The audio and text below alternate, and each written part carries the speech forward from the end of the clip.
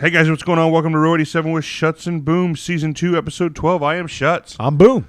It's kind of a big deal around here this week. I don't know what's going on. Do you, Boom? I'm a big deal. Well, aside from us. I mean, we're kind of a big deal. You know how we start the show? I'm a little pissed off Why is that? because ESPN didn't call us. Yep, apparently they're coming to our city. They're coming to our city, and they're not going to have Shuts and Boom be the guest pickers. Desmond Howard called me, and I hung up on him. And then Coach called me, and I'm like, it's okay. Shutsy can be a little emotional sometimes. So can I. But no, you didn't ask us first. You told him, not so fast, my friend. I said, not so fast, my friend. And then I literally put on the Fox Sports 1 helmet instead of the ESPN helmet. I picked Fox that Sports was a 1. We probably won't get a call back from them. You know, interesting enough, I actually met Kirk Herbstreit. Really? Is he a nice guy? You know what? This is props to him, and you. We'll get to this in a second. You showed me a cool video by Chris Fowler. Chris Fowler's a cool guy. I actually met Kirk Herbstreit in Cincinnati. Really? I was in the Marines. I was coming home. I want to say it was no, it wasn't. It was right before I got out of the Marine Corps when I got back from Iraq. Okay. Ran into him at Cincinnati at the ATM. I turned. He's huge. He is not a small man. Really? He's every bit of 6'4", and still he's built like Scott Frost, but taller. Who wins in a fight? Oh, Scott Scofro, just because he hasn't had much respect to Kirk Herbstreit because I think he's the best in the biz right now as far as an analyst goes. And Joel Klatt. Him and Joel Klatt, aside from us two, but we're on our way up. Yes. Well, no, he was cool as hell. He actually spent 5 minutes with me talking to me. that's awesome. Just shooting the breeze and just was really laid back. Talked about Coach. I mean, it was really cool. He didn't know me from Adam, so props to him. Props to Chris Fowler. Don't care much for the guy I mentioned earlier on the show. Love the coach. Figure out who it is. But we have our differences here nor there. They're coming to our city. Didn't ask us. I'm still a little bit. I think we got snubbed. I think we did too. It's the Mohawk versus the Mustache weekend. What? The Mohawk versus the Mustache. Are we going to get into that now, or are we waiting on that, or are we just kind of teasing? Is this a teaser? I don't know. What do you think? I don't listen. This I don't know. It was kind of your idea. Well, the first part of it was your idea, and then I'm like, well, wait. Should we just get into it now? Maybe we should just get into it now. We have a bet going, Boom and I. We have a bet? We're not going to name the terms yet because we'll get into predictions. But winner, loser, one has to shave the mustache. Another one has to wear a mohawk. So you'll find out You'll find out. Sunday morning you'll find out. You'll find Possibly out Monday. what happened. Depends on circumstances this weekend. And who wins the bet? You never know. We'll get it at the end of the show. We'll get into it a little bit more. But nice little teaser, leave you hanging. We're only a couple minutes in. You know, we're going to be doing this for at least 45 minutes. Yeah, it's we're going to be going a long time. It's good. They're coming to our city, Boom. You excited? I am. I'm actually giving up the tickets with the Oracle so Mom can go. Well, that's because we should share the big news of the day for you at least that you're going. They're coming to our city, but you're going somewhere else. I am going to be on November 23rd. I am going to be in Maryland. I'm taking the Oracle on a tour. We started this years ago. The Big Ten tour so far. We've been to Rutgers, Minnesota, Indiana, Illinois. We're going to Maryland. I just announced the news to them about plane tickets. We're excited. I'll be doing some live shots from there. Be sure to check out our website. Check out our Facebook. That's in Instagram. That's where they're going to go. Yes. They're going to be all over the place. I'm excited, stoked. We'll see what kind of season we have. We got a lot of football games before that. Foosball. But it was kind of cool to see the Oracle kind of tearing up. He was choked up a little bit about it. So it was exciting. I dropped it on him out of nowhere. Planned it with my sister's got sponsor parents from her days in the Naval Academy that are down there. They called me. It's a big reunion kind of a deal. That's awesome. The sponsor parent's son is working on his master's degree at U of M. His apartment literally is in the parking lot of where they tailgate for the games. That's awesome. So, yeah, I am stoked. I'm excited. Yeah, I'm going to that city, and ESPN's coming to this city. It's an exciting week. I don't know how I feel. I don't even know if we're going to get together for the game. Hopefully, maybe me and you. I don't know what's going on with it. I have struggled with this all week. Me and you have been going back and forth on this game. By the way, we caught up. We caught up with the Ghost. We did catch on up Monday. with the Ghost. We caught up with the Ghost. Ashley Morton, our managing editor. She's such a badass, isn't she? And her husband.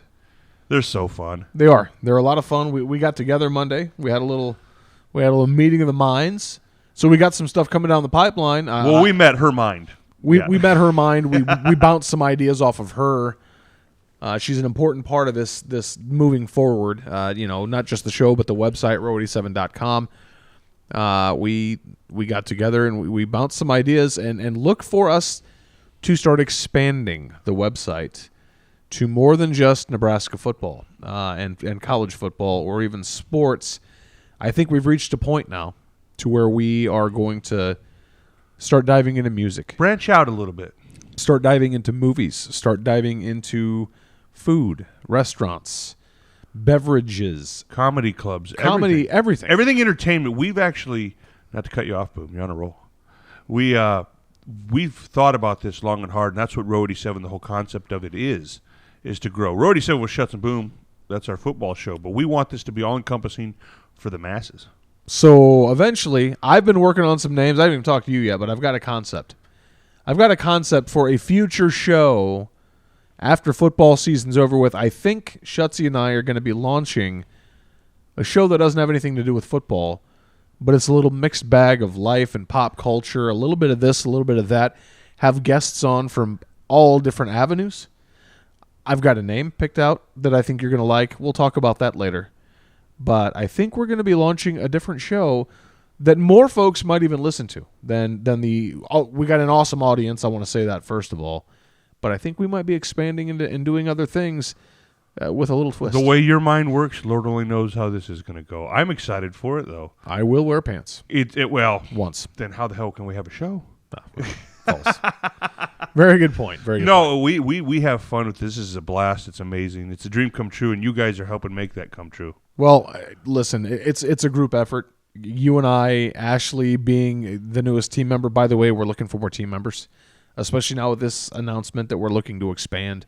If you have an area of expertise, email shuts.boom@row87.com. We're looking for vloggers. If you want to do a video blog, we're looking for those. We're looking for additional podcasts. We're looking for bloggers who just want to write. We need more people to make this more interactive and to make it grow. So consider it begging from two grown-ass men. We need your help. We need your help. And we have a hell of a lot of fun. We want to expand the fun to everybody. Absolutely. Yeah, ESPN is down. Me and you, we talked about it. And even Ashley got in a little bit on the football talk. She was like, "What do you think?" And I'm like, I expressed this as I think it was moments after the Illinois game. Took a huge sigh of relief. Did my show. Did my little excerpt of what I thought of the game, and then I found out Gameday was coming to town. And I'm a man of two minds on this. Ding! I predicted that, by the way. You did, and I last week we talked about it. I thought you were full of it. I thought you were crazy. Well, we got there without things happening the way I thought they would. Well, that's true, and I do think, and this is not to rain on anybody's parade. Utah, the fact that Utah fell and that Washington isn't looking so hot. See, I agree, and that's what I had said. I said if Utah loses, and Nebraska steps on the neck, breaks it, and kills Illinois for the season, which they didn't really do. They may have, but we'll get into that. Shoulda, coulda, woulda. We're going to get to that. I thought that game day would come if those two things happen. I think it's a mix of there is some intrigue to this. It was a close game last year. Now, I have a personal belief you can't take a damn thing from what happened last year due to the way this other team coming to town has played. But there is intrigue there. You are talking about two blue blood programs. At the very least, and this is the bottom line, whether you like Nebraska, whether you like Ohio State, you like the matchup, you hate the matchup, it draws. It draws TV viewership. I'm going to say this right out the gate in episode 12 here. I don't think anybody wants Nebraska to win more than ESPN. Interesting. Dive into that. Okay. When the Blue Bloods are good, the more Blue Bloods that are playing at an elite level, the better the game is. Them being in Lincoln, I think that adds to the mystique. I think that Lincoln is a spot that they want to come to more than once every 12 years or so. Yeah. Call me crazy. Absolutely. I think that that's something they want to do. I think that's something that they want to have happen a little bit more. I think that I don't know who has the rights this particular weekend. I know this weekend, I know. But let's say Crazy World Nebraska beats Ohio State. It might not be the only time, depending on other games, that game day could be in the city of Lincoln. In the same year? Whiskey? I know where you're going with it. And there's a lot of ifs. There's a lot of ifs. That would require Nebraska to win this weekend. Well, it would require Nebraska to win out, Wisconsin to win out. By that point, by the time they roll around. I think Wisconsin will. Right. To that point. Right. Us, I'm not so sure of. I'm just saying it's not outside the realm. I think ESPN wants Nebraska to win this football game. Not to go too far down the rabbit hole, which I'm known to do when it comes to my theories and my whole cartel. Alice. While when it comes to television contracting, ESPN is third in line. Well, quasi two. The point is that they still have a $600 million investment with the Big Ten network. $600 million, and they're not even top 10. I think you're right. I'm gonna go with you on this one. I think you're right. They want to see it. Nebraska fans sure as hell want to see it. Right. I think it's overall good for the sport. Now, the optics going into it, we'll get to predictions a little bit later, doesn't look good. Vegas went up to 18. I think it's sitting now at 17. It went up real quick. And, if you really look at it, holy cow, this is one of those that it's going to live up to the hype of a game day. Or, well, we'll get to what I fear, or this is going to get out of hand very, very quickly. Very quickly. Yes. We kicking off with what? Bottom of the barrel? Yeah, who's your bottom of the barrel teams? Oof. Yeah, Florida State's still there. Yep. Arkansas joined them in my book. Arkansas definitely joined them. You know what? SEC is not what it has been in recent years. Nope, but they will make sure to find a way to get two of those teams in the playoff. Well, that's because you rank in the top 25, you rank 2 at the bottom, you rank 1 in the middle, and you rank 2 at the top. They all play one another. Somebody's going to wash out in the top 2. Of course, as of right now, we got 2 Big Ten teams in the top 10. You got Whiskey and, of course, Ohio State, who's rolling. They are rolling. That's yeah. I don't know. For me, it's Florida State, Arkansas. Yeah. UCLA won, didn't they? They did. Did you see that game? Yeah. Well, I didn't watch it. I watched the fourth holy quarter crap, of that. They came score. back. UCLA came back in the third quarter down 32 to win. I want to say it was 67-63 was the final. When's the last time we got to talking after the Illinois game? I guess we'll preview that real quick. Or not preview, it's over. We'll analyze that very briefly, the Illinois game. Right after that game got done, I said to you, it was just a wacky weekend. Now, I'm not an apologist, and I try to be very objective, especially since this show started. I tried to do that in my post-game when I was like, I was very harsh on Adrian Martinez in the first half. I was screaming at the TV. I sent you a text. Yeah. I sent you a text saying in the first half that said, I hate to say this, but in 2019, Adrian Martinez is an average quarterback. Because you know what he looked like in the first half? An average quarterback. But what changed my mind about him, I mean, we knew he was good, but the second half against Illinois, Adrian Martinez looked like the Adrian Martinez we thought he would pick up from at the start of the season from last. Adrian Martinez looked like a Heisman candidate in the second half. He looked like a top-tier quarterback in the NCAA. And then I felt like a real ass, not because of the numbers that he put up in the second half, but because all of the stats season-wide started to come out, and it's like, oh, he leads the Big Ten in yardage. He leads I think he's the only player in the nation right now to like his passing yards / rushing yards. His overall production is better than Justin Fields at Ohio State. Yeah. And then I kind of felt like a dick because it got to a point where I was thinking to myself, you and I have had the conversation of harshness with Scott Frost. I'm going to set that aside. Why? Because he's a man. He's 40. Okay. He's a grown man. He's a grown man.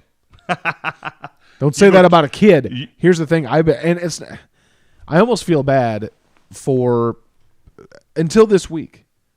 Until this week, Adrian Martinez had been on the duds list every week of the season. I put him in the duds list because he wasn't performing to expectation. You know what? I think my expectation of him was a little bit high at the beginning of the year. He's a sophomore. And I think that as a fan base, the Husker fan base, we said going into it, and I said this to you, it's very easy once the season gets going to forget about the reality of things and to forget about what we said at the beginning of the season. 8-4 looks really nice. 9-4, and he's up for coach of the Big Ten. 2 years, and this is, and again, I'm not apologist, not an excuses guy here. Results driven. That's the name of the business.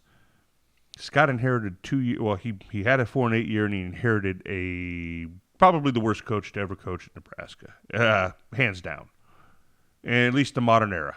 Grrr.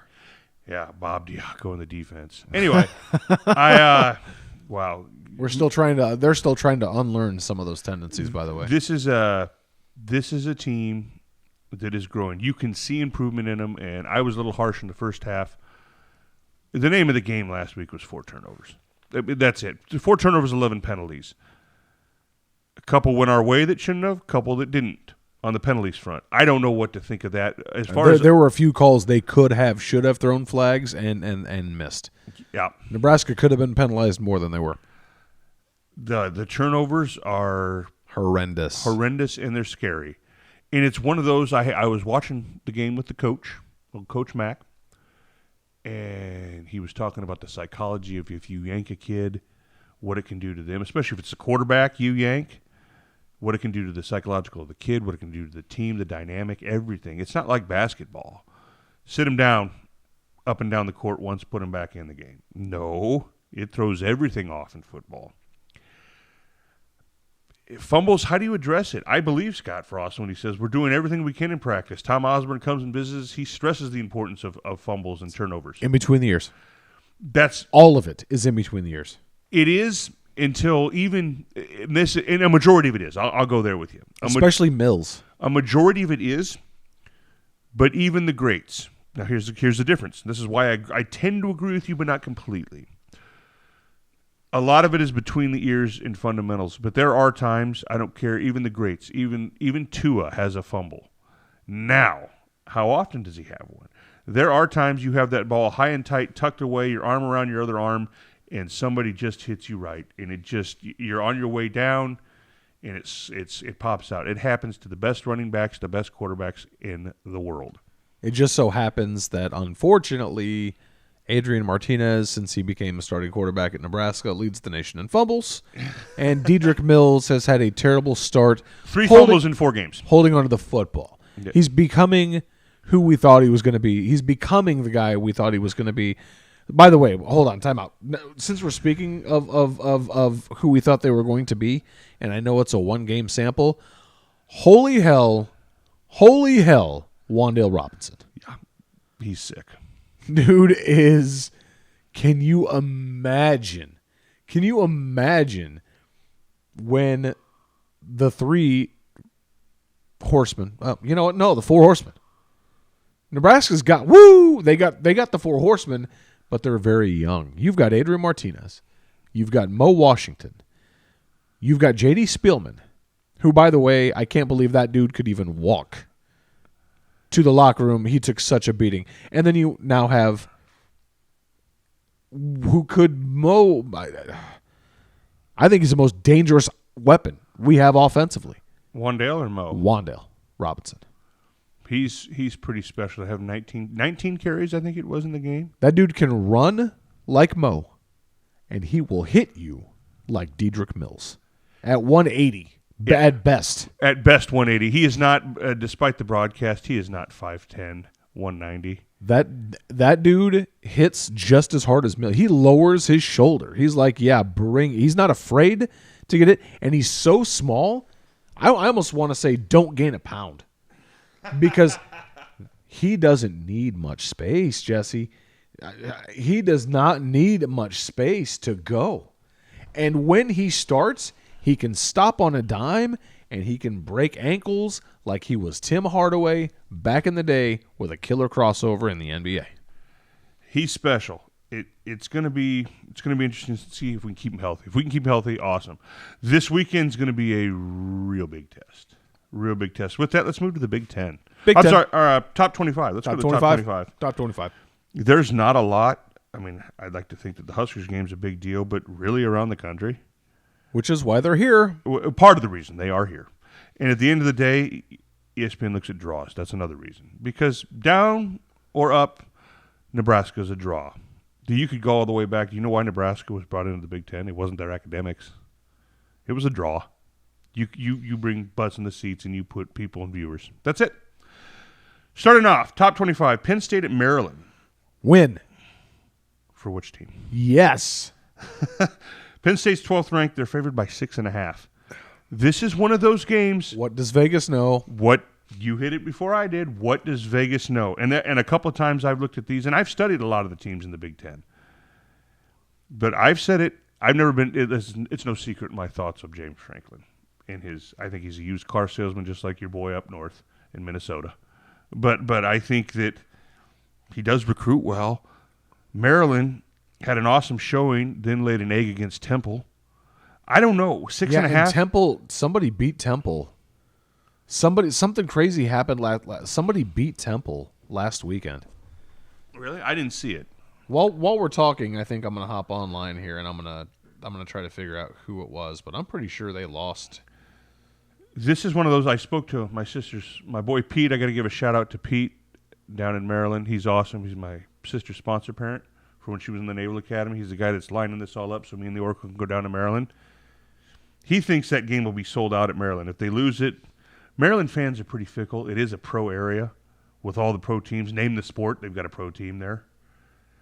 But if they can somehow find a way, they think it's going to be a packed house down in Maryland. If Maryland wins that, look out for Maryland. What do you think, Boom? You gonna buy or sell these points? I'm gonna give the points away. You think Penn State by more than 6.5? Yes. Okay. Ooh, at 6.5. Nope. I'm gonna say Maryland upset.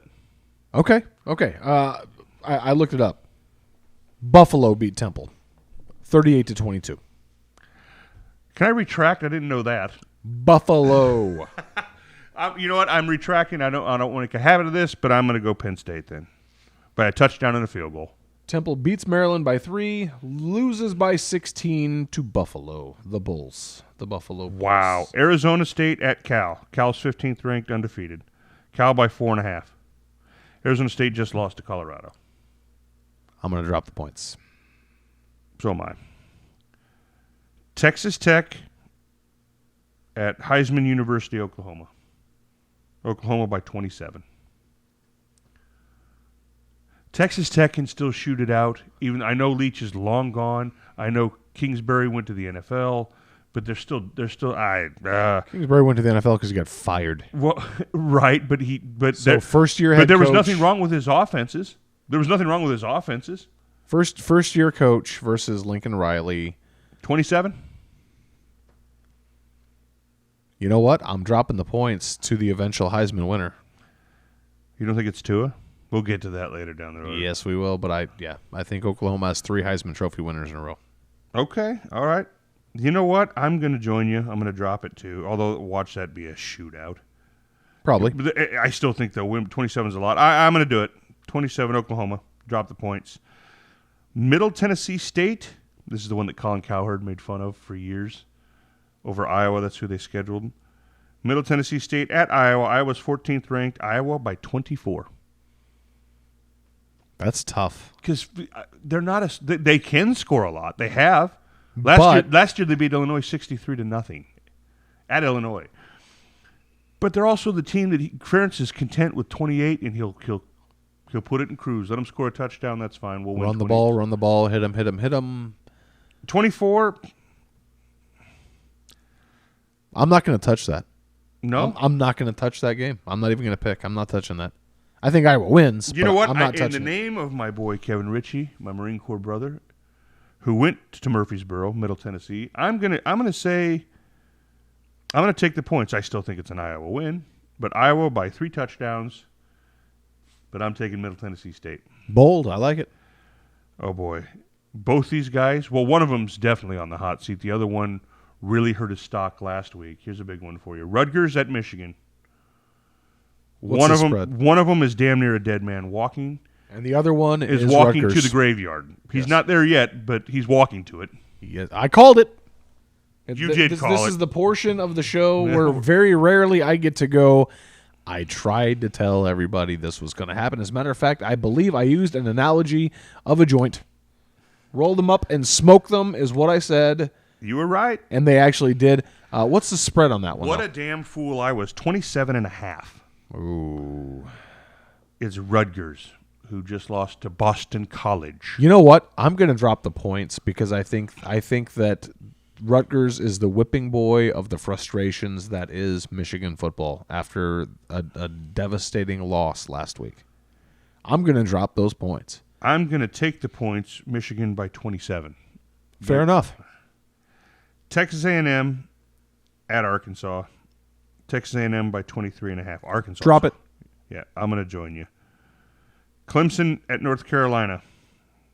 Your boy Mac Brown started off strong. He's fizzling. We're only 4 games in the season. You really can't tell a whole lot, but you can see trends, which doesn't bode well for Nebraska this weekend. I'm going to throw that in there. Clemson by 27.5 at North Carolina. Drop it. I am a big take the favorite kind of guy this week. Apparently, yeah, I'll get in on that action. Ole Miss, Alabama. Holy cow. This is the first time I'm seeing this line. Ole Miss at Alabama. Alabama by 37.5. Saban definitely shuts things down, but like you said, he's on a tour, I think. Yeah, he's out to prove the world wrong this year. I'm not doing 37.5. I think that they'll smoke them. I rarely will touch that kind of point. I'm going to take the points. I'm going to take the points, today. too. This is an intriguing one. Virginia at Notre Dame. Virginia 18th ranked, 4-0. Notre Dame 2-1, coming off a heartbreaker to Georgia. Notre Dame at home. Notre Dame by 12.5. Notre Dame wins. They don't cover. I'm taking the points. I've been on our pick'em too. I've been going wild. A lot of them are pretty straightforward, and if you don't know what you're doing in college football, you can just follow the green line that shows you the majority of who's picking what. The last 3 weeks, I've taken 2 or 3 teams and I've gambled that I knew were. I mean, we're talking 85% of voters went this way. I took the 15. I'm trying to jump out a little bit. This is one I'm going to do it again. Virginia. Outright? Outright. Outright. Okay. Outright. I like it. This is another site that I thought last week that Gameday was going to be going to. USC Washington. 21 versus 17. Washington by 10.5. I don't know where the hell they're getting that at. What does Vegas know? That's another what does Vegas know? You know what? I'm going to drop the points, though. You were not high on Helton at all, and he's 3-1 right now and 21st ranked. He also beat a top 25 team last week. You think he's going to do it again? Yes. You're outright USC, huh? Outright. I'm going to go the other way. I think Washington. Indiana, this is actually, well, we'll get to the Big Ten. Oh, God. Townsend in Florida. Florida by 36.5. God. You know what? Yeah. Drop it. Why not? Screw it. You know what? I'm not going to touch that one. You had one, I'll have one. Mississippi State at Auburn. Auburn by 10. Auburn 7th ranked. Mississippi State, their one loss came to Kansas State. Drop it. Drop it? Drop it. All right, I'll join you. Drop it. UConn, or you can't. You can't. Who just is playing UCF, who just came off a heartbreaker to Pittsburgh. UCF by 42.5. Drop it. You think they're going to win by 6+ touchdowns? Yep. I think he's going to want to make a statement, old Josh Heupel. Yes, he is. There. And UConn is horrid. That's why I'm dropping the points. They're almost horrid. anybody else in the country. I'm not dropping that kind of a point spread. UConn is that bad. I'll join you. Kansas State, Oklahoma State. Kansas State undefeated, 24th ranked. Oklahoma State just lost to Texas. Oklahoma State is favored by 4.5.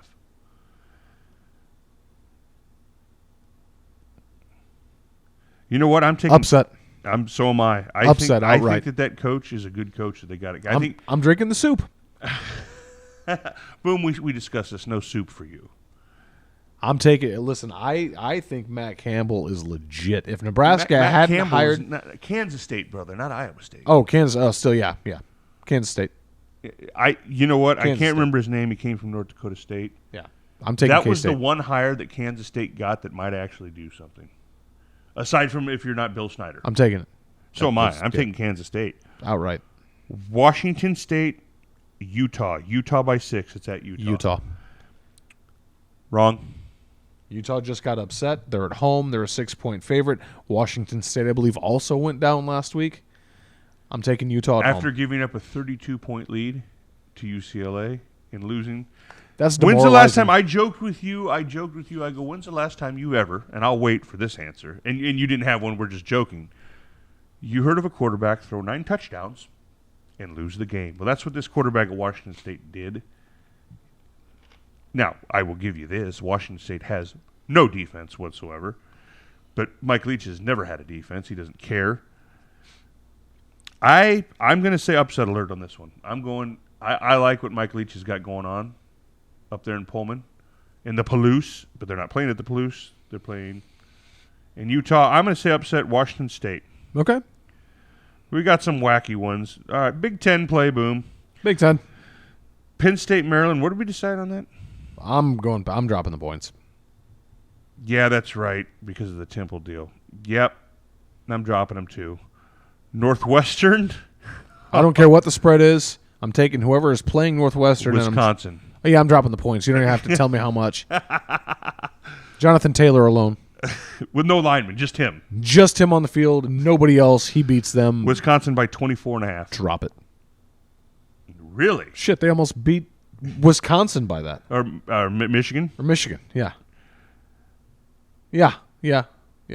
You know, I learned my lesson about Wisconsin last week. 24.5. Yeah. Although the jackass in charge, who I don't really like, care for the coach at Wisconsin, he actually may show pity because he may have a respect for Fitzy. I could see that being a 3-touchdown Coast game. He did it against Harbaugh. I mean, that you're right. I mean, that game could be 24-0 at the first quarter.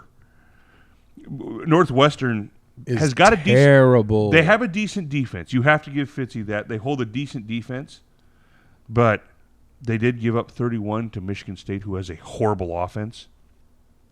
Yeah, I'm going to drop the points, but barely. I think after 4 touchdowns, I think they shut it down. Middle Tennessee State at Iowa. I'm taking Middle Tennessee State because of my boy Kevin. You're taking Iowa. You said drop the points. Yeah. Rutgers, Michigan, 27.5. I think that, yeah. Indiana, Michigan State. Here's one for you. Indiana, Michigan State. Michigan State by 14. At home, Michigan State. Give me the points. Indiana can score. You had mentioned this earlier in the weeks, actually the last couple of weeks, that this is a coach who we both respect.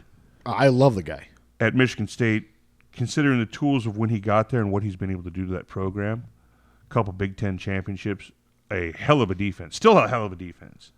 This year even, they're 3-1. This is one, off the field issues have been documented. Whatever. I'm not even going to go down that road. I don't know. You know what? I'm going to take Indiana. Outright. Wins it. Well, I'm taking the points. I think that's Michigan a crazy State wins. bet because Indiana's 3-1. That's all great. They haven't played any. Well, they played Ohio State and how that turned out for them, 51-10. I don't know. I just think that Michigan State is going to have a down year, and 2 weeks from now or after this weekend with Nebraska, I may be singing a different tune. It's possible. This is one you're going to laugh at me, but we make fun of this guy all the damn time. I do. You make fun of me by rowing the boat all the time. Here we go. I'm rowing the boat right now. Row the boat. Minnesota at Purdue. Minnesota by 1.5. Drop the points. You think Minnesota by more, huh? I think Minnesota wins by at least a field goal. Yeah. 1.5? Yeah. That's basically all. I mean, you might as well call that a pick 'em. Yep. It is. It was a pick 'em 2 days ago. It was dead even. I'm rowing my boat. I'm not. And the only reason I'm going the other way is not to make fun of Flecky. It's because it's at Purdue. That's the only reason I am going Purdue. But I'll tell you this much, and we joked about this before the show. Every game in college football, that's the beauty and the cruelty, depending on how you look at it. Every week counts. This is not the NFL where you can have a horrible September, play all right in October, light it out in November, and you're fighting for the Super Bowl. Right. It don't work that way in college, son.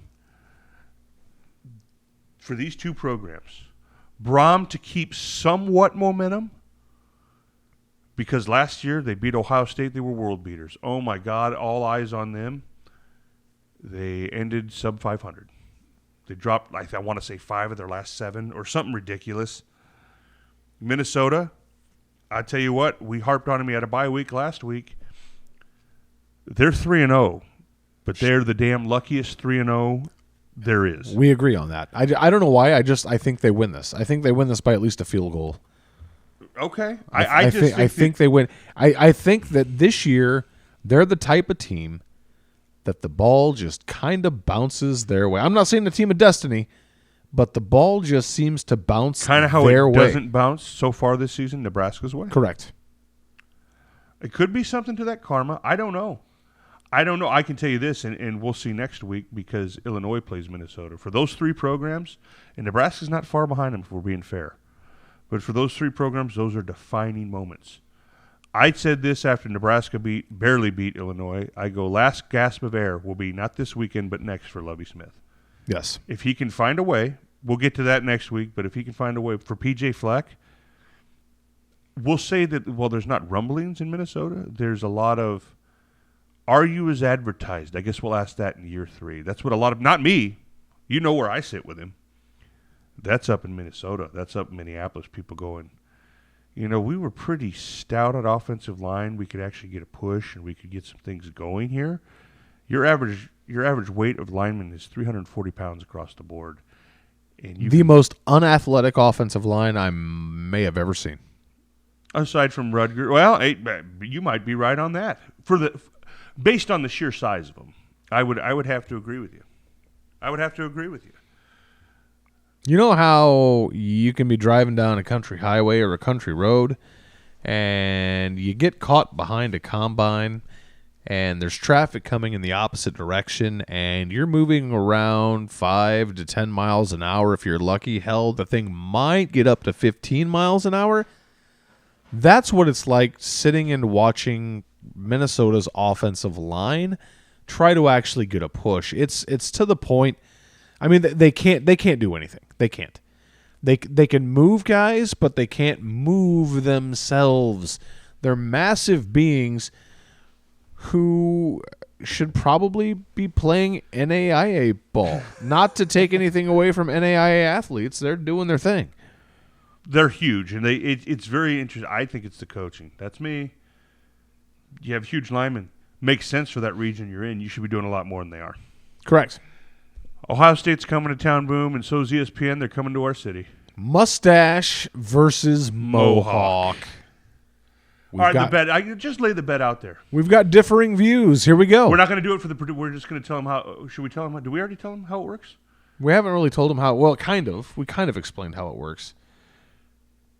For those of you who know us, or either of us, it should be pretty easy as to who's losing what, depending on who wins the bet. If I lose the bet... But then we'll be giving our predictions away if we do this. No. Now. If I lose the bet, okay, I lose my mustache. If I lose the bet, I'll have a mohawk. For one day. I'm losing more, by the way. No, you're not. Because if I lose and I have to shave it off, I have to wait for it to grow back. You have to wait a whole 4 days for it to come back. I have to wait 4 days for it to come back. To whereas you... I get a mohawk, I got to shave my damn head for a day. It's done. Well, yeah, true. Okay, so there's lasting effects both ways here. So, yes, we have a bet going. We haven't gotten to the predictions yet. We're getting to that, obviously. The preview of this team is pretty simple. I mean, if you follow football at all, they're salty across the board. And I'll make this note, and I think I referenced earlier in the show. This is not Ohio State of last year. They're better. This is not Ohio State of last year. They don't have the Urban Meyer distraction. And that's what it was. And I'm not scapegoating the fact that it was down to the wire. Nebraska put up a good fight. I'm not taking anything from that. No. That was a good showing, considering the track record with Nebraska versus Ohio State, the ass beatings that Ohio State has given Nebraska over the years. 2 years ago, they came to town, beat us 56-14. Yeah, that hurt. Yeah, that 14 was some bucket points. That was nice. Yeah. Garbage time. Yeah, the time before that, 62-3. That game was over in 5 minutes. I fear, my preview is this, and then we'll get to what you hope, what you fear, what you think. They're salty. Their D-line is studs. I'm worried about the interior of Nebraska's offensive line, not because I don't think they're up and coming, not because I don't think they're talented, but this team that's coming into town is salty. This team coming to Lincoln is full. Kid I work with actually brought this up to me the other day. You know, obviously I think about college football an awful lot, but this kid I work with says you look at Nebraska, and there's a couple of guys who might get drafted and may play in the NFL. You look at Ohio State, and their team is loaded with future NFL players. Maybe not NFL superstars, but you look at Ohio State's team, both sides of the ball, every level. They've got guys who are going to be playing. You want to talk about Jimmys and Joes. Jimmy, Joe, Billy, Al, Eddie, and the rest of them, they all play in Columbus. All of them. Talking about being a superstar in NFL, it's a different sport. Nebraska, the 95 team, the greatest lore team of all time at Nebraska, arguably one of the greatest college football teams. They didn't have any superstar NFL players. Not one. Who was a superstar in the NFL from that team? 10 of the 11 players on defense got drafted. I want to say 9 of the 11 on offense got drafted. They weren't superstars, but they were all Americans. They were all conference. I can tell you. You got NFL guys all over that Ohio State I can tell team, you conservatively, 4 to 5 guys on each side of that ball are going to see the pro field. They will play in the NFL. 4 or 5 conservatively that are starting from each side. On each side of the ball will play on Sundays. That team rolling into town this weekend. Now, I'll say this, Nebraska is very young on offense. I see potential. As it sits today, I see potential in on our line. 1 to 2 guys. There's two guys for sure. I think will play down the road. It's so hard to forecast that now because we don't know what our oldest guys are juniors. Our center's a freshman. I'm gonna say this, and I'm not taking anything away from the quote older guys on the team. I think that the NFL potential and future lies in the youth of this football team. And again, I am not taking anything away from the upperclassmen on either side of the ball. I'm not. The youth of this football, the future is not to sound like your boy PJ Fleck here. We're the youngest team in America. I wouldn't. That was PJ's Fleck's line last year. I'm not saying we're the youngest team in America. But I am saying, you look at the offense, you look at every skill position. Not one senior. Mike Williams, who plays, he's a role player. Right. I'm talking about the stars of this. I talked about the four horsemen. We'll talk about the starters, period. There's not a single senior starter. Right. And then you look at the defensive side, and Mo Berry, it's still Mo Berry's world, and we're still living in it. Lamar Jackson will go pro. If he continues the trajectory he is on, he will go pro. Lamar Jackson is playing like an NFL caliber defensive back. I think Cap is a guy who's going to play on Sundays. I think Daniels, the older Daniels, has a shot. He has a shot. I think one of the Davis brothers, I think Carlos does, a shot. I think they might both. But regardless, the point is that on a number standpoint, the only guys that are really comparable that you're like, yeah, I think we have an even run with them is their quarterback and our quarterback. As far as they're both 6'3", they're both 220, they're both athletes, they both can throw the ball around, they both can run. One of them has a problem holding on to the football. But I see where you're going. Skill set wise, They're the same. they are equals. It's intriguing to me. It's going to break down to clearly turnovers. That's going to be number one. Penalties. Believe it or not, Ohio State has its vulnerabilities. They do. They bleed just like you and I. Yeah. Most of the time in football, it comes down to who makes the least mistakes. Will be standing tall at the end. In a game like this, it's just highlighted more. Really, it is. I mean, generally speaking, football comes down to 4 or 5 plays in a football game. Now, sometimes those 4 or 5 plays happen right in the first quarter, puts the game to bed, the game's over. Sometimes it's spread out and it's key moments. It's a tight game through and through. And sometimes it happens in a half. It's about 4 to 5 plays. Not always, but generally speaking, it's 4 to 5 plays that absolutely separate that game. And it's the psyche. I think that Nebraska can match up with this team if they play disciplined football, assignment football, and don't turn it over. I think that you could have a game on your hands. With that, let's go to predictions real quick, and then we'll dive in a little bit more. Let's go. Mustache versus Mohawk. Mustache versus Mohawk. What do you think? What's your prediction on this? Okay, let's make it easier. What do you fear? What do you hope? And what do you think? Start with what do you fear? I fear that the inconsistency that is Nebraska football continues, and they play with an inconsistent rate. I fear that they make mistakes. They have turnovers, needless penalties, and I fear that they will shit the bed on national television in prime time for the world to see again. That they will be the highlight reel in a bad way on college football scoreboard and Sports Center and every other show Saturday into Sunday until the NFL takes away the shine. That's what I fear. And injury. That's always my fear with this team, because this team is one injury away from bad things happening. Those are the things that I fear. My hope is that Nebraska can play a near perfect football game, because I think that's what they're going to need to do to win. I think they're going to have to limit their mistakes to 1 turnover for every 2 that Ohio State has. So if Nebraska turns the ball over, they're going to need 2 turnovers from Ohio State, and that turnover from Nebraska needs to be on the other side of the 50-yard line. Because if you make a mistake anywhere near the red zone, they're screwed. There's no ifs, ands, or buts. You give Ohio State a chance that soon, that they're that close, they do have a field goal kicker.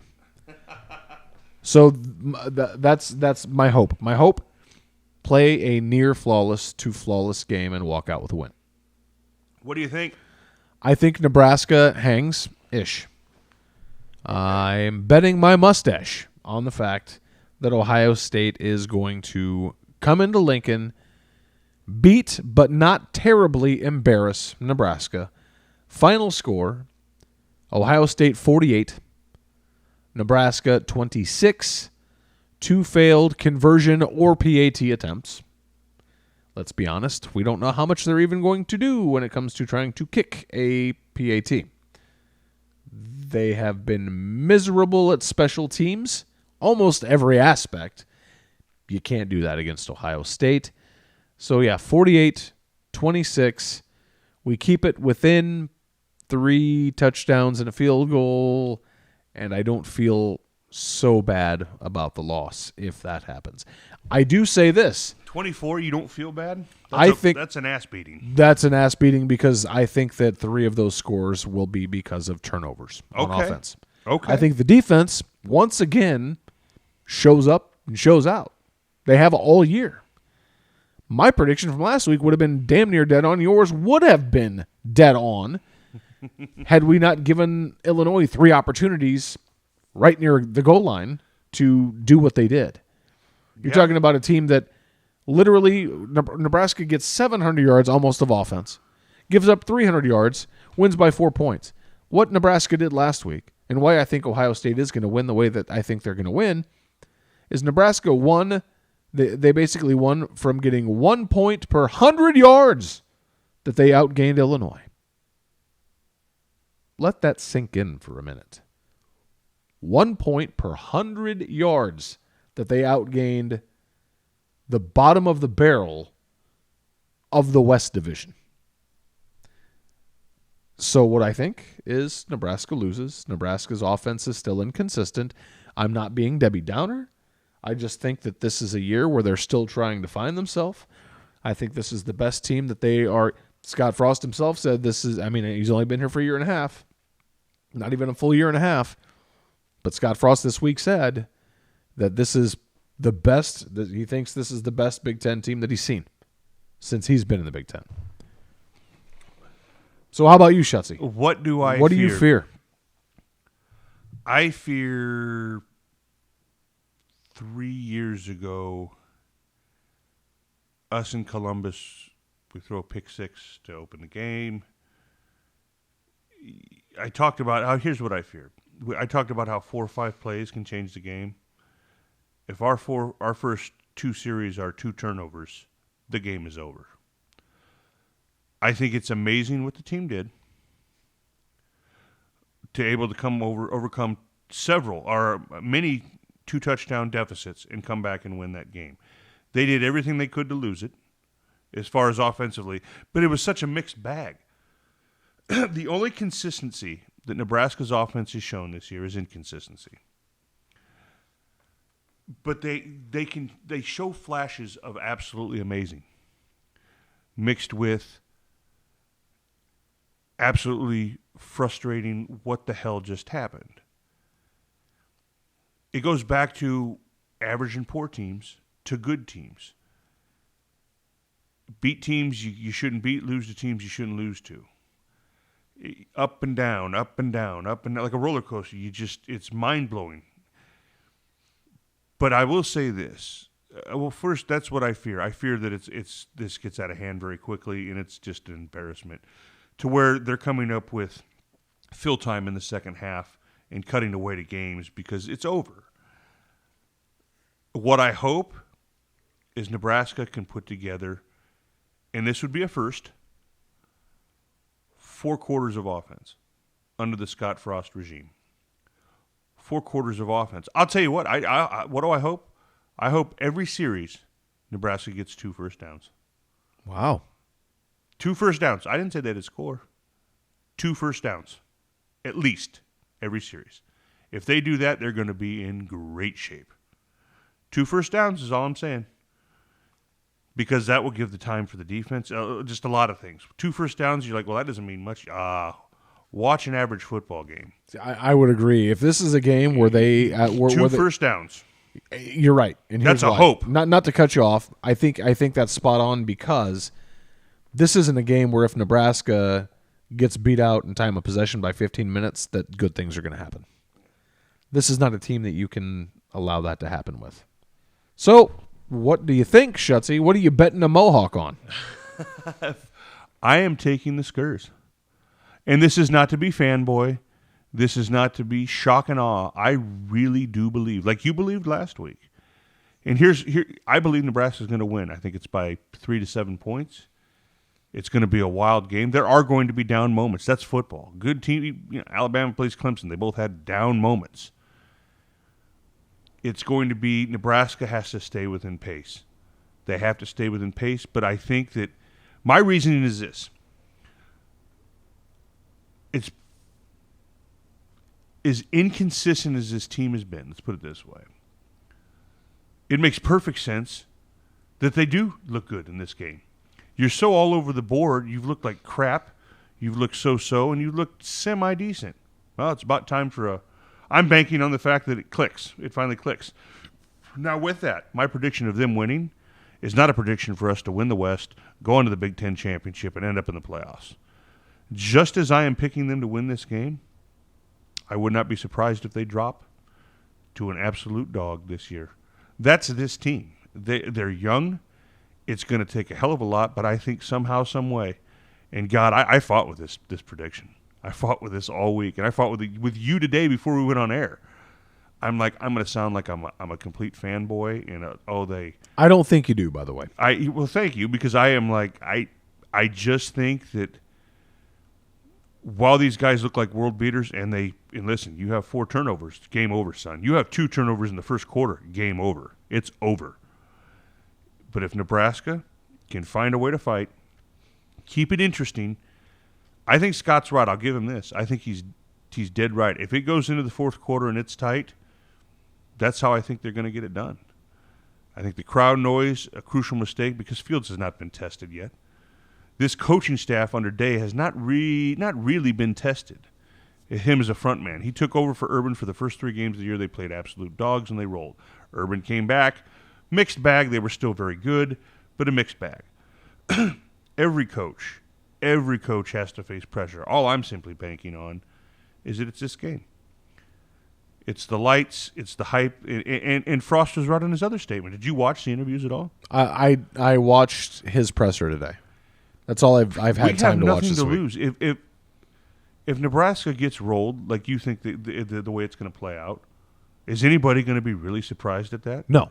The pressure's on Ohio State. Now you notice I haven't been negative. Yeah. About anything. No, even the game last week. And this wasn't right. This is not an attack on you. I know that. That's the truth.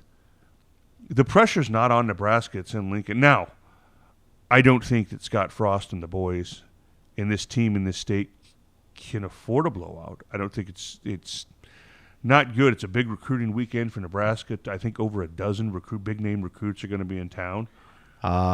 Dual threat quarterback from Alabama, who's already committed, by the way. Logan Smothers, I believe, will be here for the game. All I know is there's over a dozen. It's ESPN Gameday, for God's sakes. You do not want to, if you're trying to be an up-and-coming brand, you don't show your ass on game day.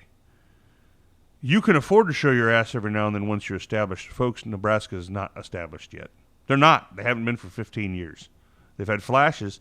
I think this is a moment where Scott actually gets everybody really behind him. I think we're behind him. I think Nebraska's been behind him. Let's not make any crazy assumptions that Scott's in trouble, his job, this or that. But optics here.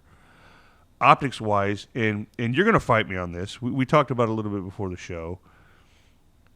This team, this fan base is so rabid and a little unfair to Scott. Now I know what your counter is going to be, but these expectations are insane. They're insane, and I think that the nation of Nebraska has been so heartbroken over the last 15 years by heartbreak after heartbreak with very diminished returns that we're putting a little too much heat on them a little too soon, I think. And that's not loser's limp, and that's not scapegoating. What do you expect? It is what it is. They're in year 2. Now, your counter will probably be on the lines of he knew what he was getting into when he signed up here. And what did Scott say that you said? Listen, I'm going to quote this until things are turned around, and it's not because I'm trying to be an ass. Scott Frost said it himself. Expectations at Nebraska have been too low for too long. He came out and said it himself, and I'm not knocking him for it. I agree with him. Expectations at Nebraska have indeed been too low for too long. Go win. Go win. Nobody wants me to be wrong more than me. No one wants me to be wrong more than me. No one wants me to have to eat crow on next week's show more than me.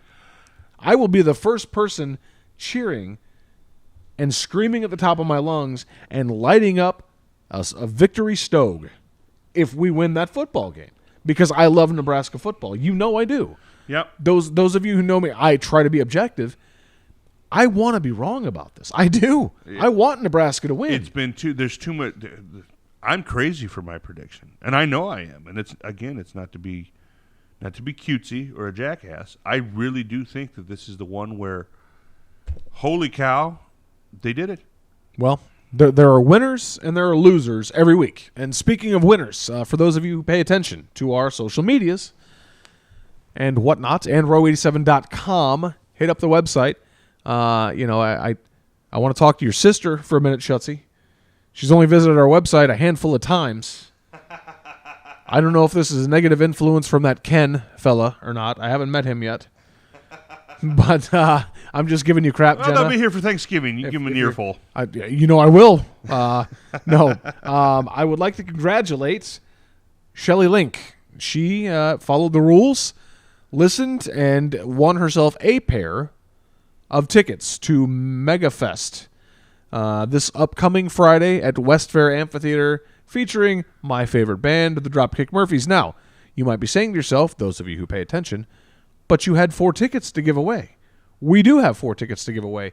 Here's how you can be the person or persons who get to go. I'm going to start, or later on today, there's going to be a post asking for your game day prediction. Now, if 2 people happen to pick the same exact score, we'll flip a coin. I'll do it on video so that everybody can see it go down. But the closest score prediction for Nebraska and Ohio State is going to win the second set of tickets. Shelly, I will be in contact with you, or I should say the show's messenger, I guess, on Facebook. We'll be in contact with you. For those of you who did not win, by the way, if you happen to be listening, and yes, I will just post the winner, and I will, in the thread, also mention the other folks, Aaron, Linda, Shelly Colgrove, and Greg Stimple. I'm going to be reaching out to all of you for your information. We'd like to send you a couple of Row 87, or I should say, each of you a Row 87 decal for you to display wherever you might choose. So we're starting to get some prizes, and we're starting to get some swag that we're going to be able to hand out to folks. We're loving it. So for those of you, I'm going to be in contact with you as well. Thank you for participating. But if you want to get that second set, as I said, Shelly Link, she's going to MegaFest. If you want that second set, score predictions on the thread on the Facebook page. So you must like the Facebook page. That's the first step. You should also follow us on Twitter. You should also follow us on Instagram. I know Shutsy's going to be getting the Instagram going a little bit more as time goes on. Hit the website up as well. You got to read what we're doing. There was no big list this week. Shuts was incredibly busy with his life. I was incredibly busy. We got his we got his post game. We got my reaction in Studs and Duds, and then we dropped the article. Damn college, begging for help for people to come and join Row 87. And then, of course, we also dropped the article talking about the contest. College is kicking my ass, but it's my last semester. And it just You're almost done? It whipped me. I love college football. College classes, I'm getting worn out. It's all good. You're close, man. The finish line is near. We're reaching the finish line for today's show. Stay with us. We'll have post-game reaction, more content from Ashley Morton, the Ghost, coming down the pipe. A lot of stuff. This is getting exciting for us. We're excited you guys are joining us. With that, I'm Shuts. I'm Boom. We'll see you next week.